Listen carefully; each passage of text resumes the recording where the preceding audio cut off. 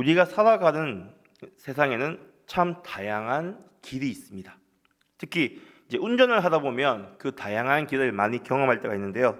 뭐 비포장도로도 있고요. 그리고 고속도로, 시골길, 로터리 이렇게 모든 다양한 길이 있습니다. 제가 처음에 이제 운전을 했을 때 이제 운전을 이제 증을 따잖아요. 그러면 이제 실기를 합니다. 길 도로에서.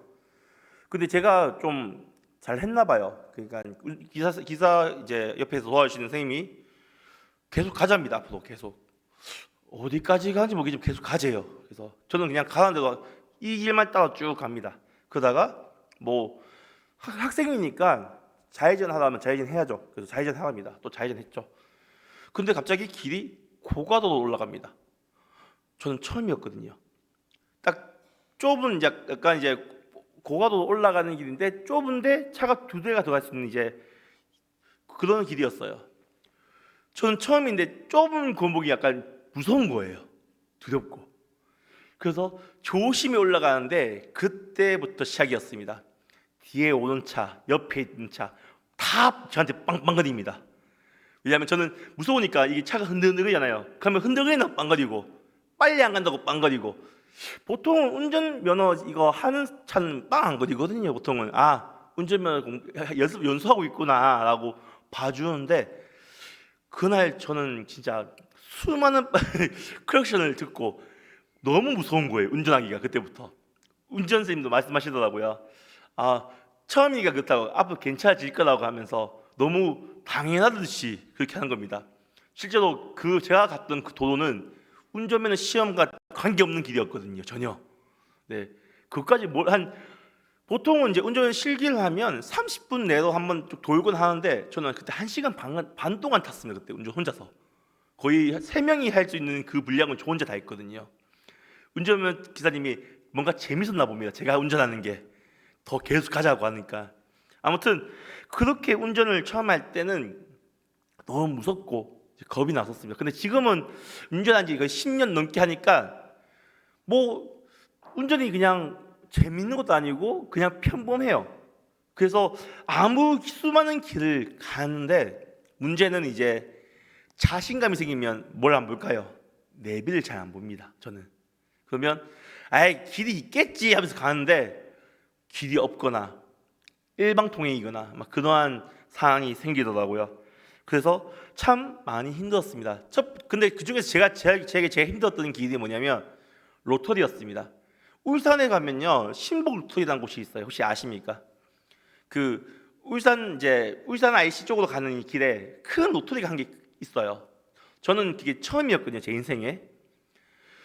처음에는 이제 뭐 괜찮겠지 하고 들어갔는데 나가는 길 못 찾겠는 거예요. 출구가 5개 정도 됐거든요.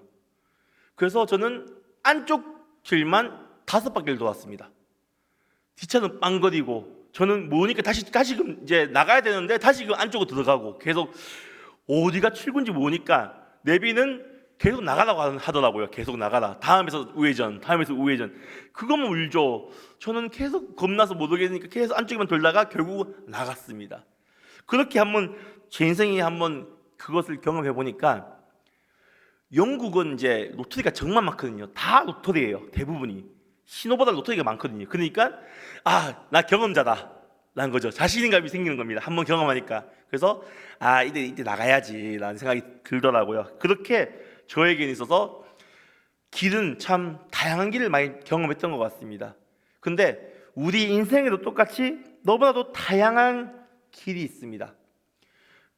누군가에게는 뭐 평탄한 길이 있을 것이고 누군가에게는 가시밭길도 있을 것이고 또 누군가에게는 자갈밭, 또 모래길 뭐 이렇게 수많은 땅의 길로 우리는 각자 다른 길을 걸어가고 있습니다. 우리 성도님들은 어떠한 길을 걷고 계십니까?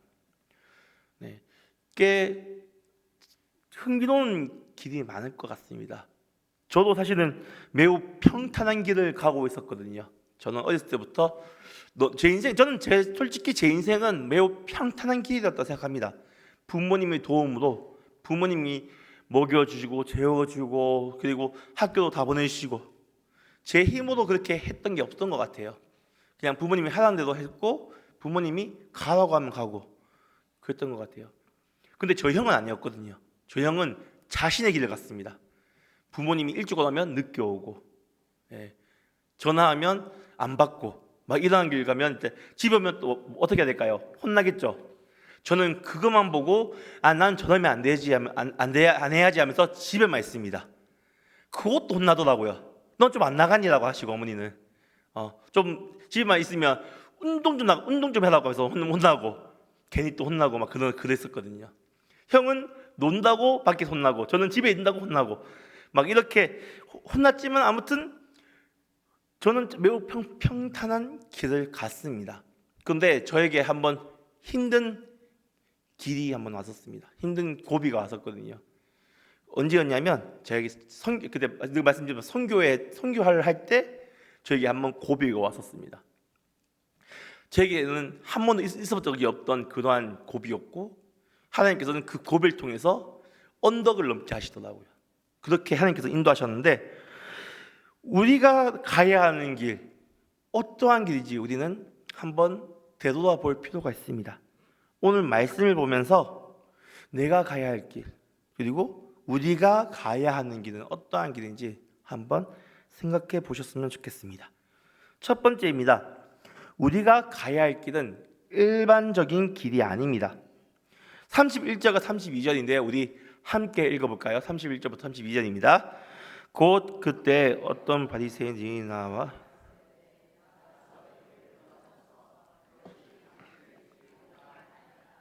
이르시되 너희는 가서 저 여호와에게 이르되 오늘과 내일은 내가 귀신을 쫓아내며 영을 붙이다가 제 3일에는 완전해지리라. 아멘. 우리 앞에 주어지는 길이 두 갈래의 길이 있다고 한번 생각해 보시기 바랍니다. 왼쪽은 좋아 보이고 편해 보입니다. 하지만 오른쪽은 비포장길이고 가시가 많은 산길인 것 같습니다. 보통 우리가 어느 길로 갈까요? 평탄한 길로 보통은 가겠죠. 누가 힘들어 보이는 길로 가겠습니까?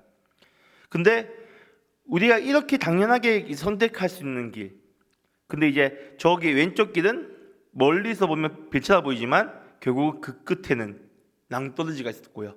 그리고 오른쪽 길은 매우 힘들어 보이고 좁고 그리고 가기에 불편해 보이지만 결국 그 끝에는 우리 평생 날아갈 수 있는 길이 있었습니다.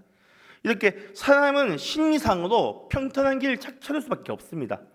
오늘 말씀에도 예수님의 삶은 평탄하지가 않았습니다. 예수님도 분명히 평탄한 길로 갈 수 있는 상황이 많았습니다.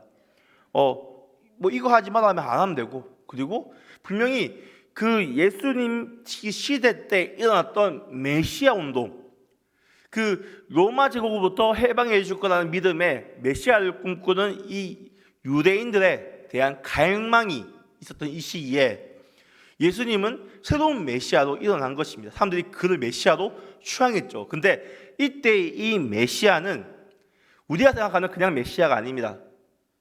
정치적 메시아였습니다.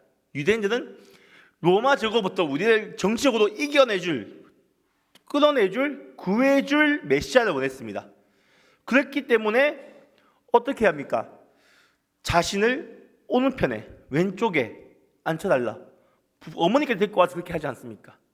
그렇게 정치적으로 메시아를 원했고 왕을 원했습니다. 하지만 우리 예수님은 이러한 정치적인 메시아가 아니었죠. 그는 우리의 생명을 좌지우지하는 메시아였고, 그리고 우리를 진짜 구원해줄, 죄로부터 구원해줄 메시아였습니다. 근데 유대인들은 자신이 보기에 이 예수란 자가 너무나도 말씀은 좋고 메시아 강하지만 유대인으로 살아가기에는 위험한 메시지를 하는 겁니다.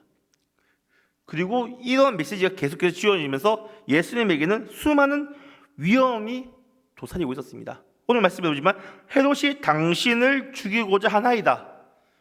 예수님께 죽이려고 하고 이러한 자들이 계속해서 유대인들이 계속 핍박하고 그리고 그를 어떻게든 죽일 수 있는 이제 체포할 수 있는 그러한 그걸 찾기 위해서 수많은 방법을 찾고 있죠. 하지만 쉽게 되지 못하는 게 예수님께서는 매 말씀은 그들에게 있어서 위험한 거긴 하지만 정답이었기 때문에 그들도 함부로 하지 못했습니다. 그리고 예수님의 주변에 있는 지하들도 무리도 많았기 때문에 함부로 건드릴 수 없었죠. 그래서 오늘 보면 요 얘기대 오늘과 내일은 내가 귀신을 쫓아내며 병을 고치다가 제 3일에는 완전하여 지리라 하라라고 얘기하라고 하죠. 그렇게 나를 죽이려고 하지만 나는 내가 할 길 하겠다는 것입니다. 예수님께서는 평탄한 길을 갈 수 있었지만 그러지 않으셨습니다. 분명히 자신이 할 것을 하셨고 영혼을 구원하셨습니다. 우리의 삶 속도 똑같이 그렇습니다. 우리가 가야 하는 길은 일반적인 길이 아닙니다. 예수 그리스도를 믿는다는 것은 매우 평범한 게 아니라는 것입니다. 이것은 특별한 것입니다. 크리스천 동화 중에 너는 특별하단다라는 동화가 있습니다. 혹시 아시는 분 계십니까? 펀치멜로라는 캐릭터가 나오는데요. 거기 보면 이제 다 그 나무 조각으로 만들어진 아이들입니다. 근데 몸에는 검은 점 그리고 별점 이렇게 몸에 붙어 있죠. 뭔가를 잘하면 별점을 붙이고 못하면 검은 점을 붙입니다. 근데 펀치멜로나 이 아이는 별점이 하나도 없는 온통 검은 점만 있는 아이였습니다. 자기는 뭔가 잘하고 싶지만 잘하지 못합니다. 계속해서 별점 검은 점만 받게 있죠. 근데 그 아이가 누굴 만나냐면 자신을 만든 목공을 만납니다. 그리고 목공이 이야기해 주죠. 나는 너를 이렇게 만들지 않았단다라고 합니다. 네. 사람을 만들 때 별점, 검은 점만 만든 것이 아니라는 거죠.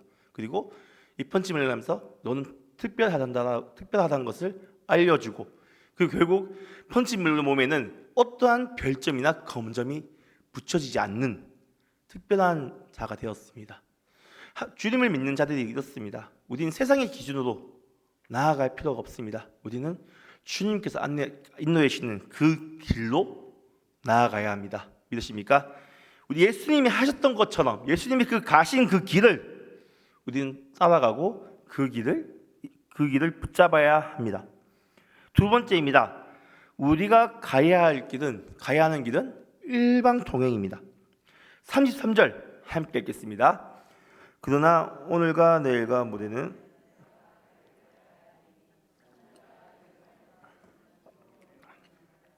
아멘. 우리가 보통 운전하다 보면 이제 일반 통행이 있고 진입 금지라는 표시가 있습니다. 그건 뭐겠죠? 일방 통행은 한쪽만 들어가기 때문에 반대편은 진입 금지입니다. 근데 거기를 잘못 들어가면 어떻게 할까요? 실제로 이제 잘못 경찰한테 걸리면 이제 약간 벌집금 이런 게 실제 있긴 하거든요. 아니면 수많은 욕을 들으면 됩니다. 네, 맞죠? 앞차가 빵거리고 왔죠. 저는 급하게 후진하고 막 그러한 일방 통행 잘못 들어가면 그러한 모습이 보이는데요. 우리가 가야 할 길이 이러한 일방 통행의 길입니다. 우리가 한번 간 길은 되돌아갈 수가 없습니다. 이미 지금까지 살아온 길 과거로 돌아갈 수가 있습니까? 쉽지 않죠. 네, 불가능합니다. 한참 타임머신 이런 것도 있고요. 드라마 보면 이런 거 있지 않습니까? 재벌집 막내 아들 보면 과거로 돌아가죠. 자신이 아닌 그 과거로. 네. 지금 늘 많은 사람들이 생각합니다. 지금 과거로 돌아가면 제일 먼저 하고 싶은 게 뭐냐? 뭘 것 같습니까? 청년들이 하는 것 중에 뭘 것 같아요? 과거로 돌아가면 네? 공부? 비트코인을 합니다. 너무 좀 슬프지만 이제 비트코인 제일 처음 나왔을 때 그때로 돌아간다면 자기는 떼부자 됐나 이렇게 생각을 하더라고요. 근데 이거를 생각보다 많은 사람들이 얘기를 합니다. 그리고 그 인터넷에서 이제 커뮤니케이션에서 이것을 투표했을 때 제일 먼저 강했던 게 이거였습니다. 두 번째는 로또겠죠. 네, 로또. 네, 당장 오늘 이번 주 로또를 외워서 과거를 간다면 이제 이때 왔을 때 그걸 맞춰서 내가 따겠다 이렇게 생각하면서 사람들은 계속해서 현실적인 것을 바라봅니다. 그렇기 때문에 과거를 회상하고 과거로 가고 싶어하고 이전으로 가고 싶어하는 게 현실입니다. 하지만 우리가 살아가는 이 길은 과거로 돌아갈 수가 없습니다. 한번 저질렀던 것은 되돌릴 수는 없습니다. 그렇기 때문에 우리는 계속해서 이 길을 가야 하지만 우리가 가야 하는 길 어떻게 가느냐가 중요합니다. 무엇과 함께하느냐? 바로 예수님과 함께하는 것, 그가 가는 길을 따라가는 것, 그것이 우리가 가야 되는 것이죠. 한국 찬양 중에 주발 앞에 나 엎드려라는 찬양이 있습니다. 혹시 아십니까? 주발 앞에 나 엎드려. 이 찬양의 이제 영어 제목은 원웨이입니다. 그리고 뭐 이 끝에도 이제 후렴에도 오직 예수라고 되어 있죠. 주님만이 나의 삶의 이유라고 하는데 영어는 one way Jesus라고 합니다. 한 길, 오직 유일한 방법, 유일한 길인 예수 그리스도를 찬양합니다. 우리의 삶이 이렇습니다. 우리의 삶은 오직 그 예수님을 향하는 길밖에 없습니다. 요한복음 14장 6절에 이렇게 나옵니다. 예수께서 이르시되 내가 곧 길이요 진리요 생명이니 나로 말미암지 않고는 아버지께로 올 자가 없느니라. 아멘. 내가 곧 길이요라고 하죠. 예수님께서는 여기 영어는 I'm the way라고 얘기하는데요. 예수님께서 이미 우리의 길을 알려주십니다. 바로 내가 길이다라고 하죠. 우리는 그 길을 갈 수밖에 없습니다. 그리고 그 길은 일방통행입니다. 다른 길은 없습니다.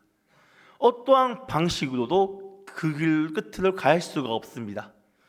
우리가 혹시라도 그 길을 놓쳐서 방황하거나 다른 길을 가더라도 주님께서는 다시금 그 길로 가게 하십니다. 방황한다는 것은 뒤로 돌아가는 것이 아닙니다. 옆으로 빠지는 거죠. 옆으로 빠져서 수많은 길을 헤매지만 주님의 인도하심으로 다시 그 길로 돌아가게 하는 것. 그것이 하나님께서 하시는 것입니다. 분명히 우리의 과거가 각자의 삶의 과거가 다 다를 것이고 그 삶의 내용이 어떤 사람은 뭐 평범했을 수도 있고 어떤 사람은 험하고 힘들고 수많은 힘든 시간을 보낸 분도 계셨을 겁니다. 하지만 그러한 길도 다 주님께서 인도하시는 그 길로 가게 하시는 하나님의 방법이었다는 것도 생각하시기 바랍니다. 그 속에서 하나님께서 우리에게 무엇을 하셨고 무엇을 이끌어 가셨는지 되새겨보면 앞으로 우리가 가야 할 길도 생각해 봐야 되는 것입니다. 33절 다시 보면 오늘과 내일과 모레는 내가 갈 길을 가야 하리니 라고 얘기하죠. 오늘과 내일과 모레, 결국은 계속해서 내가 가야 할 길을 가야 한다고 얘기합니다. 예수님께서 이렇게 말씀하시죠. 우리의 갈 길, 바로 일방통행을 가시는 성도님 되시길 간절히 바라겠습니다. 그리고 주님만 바라보며 나아가시는 성도님 되시길 간절히 바라겠습니다. 세 번째입니다. 우리가 가야 할 길은 보이지 않는 길입니다. 35절 함께 읽겠습니다. 보라 너희 집이 황폐하여 버림받으리라.